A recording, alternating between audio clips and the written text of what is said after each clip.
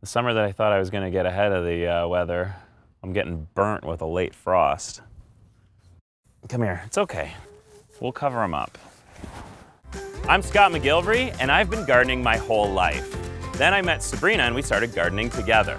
Then we had Maya, now we have Layla, and this year we're growing our largest organic veggie garden yet.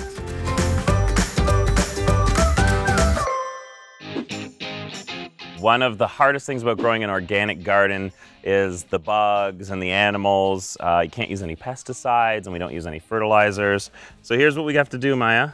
I've been told these nasturtiums are a great indicator if you have any problems in the garden. Bugs, insects, they're gonna be attracted to these, but if these are starting to get eaten, it's an early warning that I'm gonna have to take some sort of precaution to control the bugs. Let's pick a spot for this one. How about right here? Yeah, that's good. Oh, we got worms. Layla, look at the worm. What do you think of that? You see him moving? Oh. You ready? Yeah. Open it up. You got to keep it open. Okay. Just like this. He tickles. Is he tickling your hand? You know what he does? What? He goes in the garden and he eats all the compost. Wow. So I'm going to throw him back in there. You ready? Goodbye. Layla and I are going to dig a hole for this nasturtium. Okay. Here we go. Nasturtium. Okay, Layla, push the soil back. No. Yes, good job, Lalsey. I'm hoping with these nasturtiums in, I'll see any early warning signs of pests. Whew, we've done a lot of work in the garden today, but we haven't eaten anything yet. Do you want to eat something from the garden today? Yes. We're picking a little bit of all of our kale here. We've got 4 different types. I call this the dinosaur kale over here. These are probably the biggest on the Russian kale so far. The dinosaur kale, we're starting to get those scaly leaves on there. We've got a couple different types of pieces. Let's pick one of these. Here we go.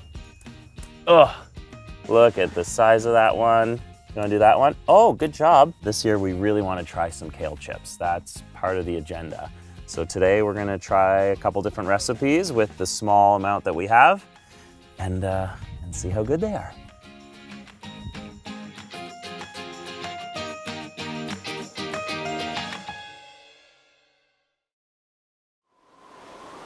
I had a bad feeling this might happen. We've had a bit of a change of weather. Forecast is now saying that we could get frost tonight.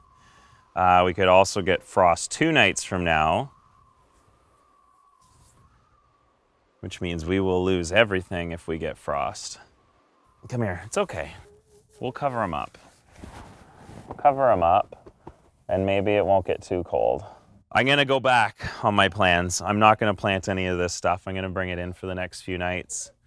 There's only 2 things you can do to avoid total mass destruction with the frost, and one is cover it up.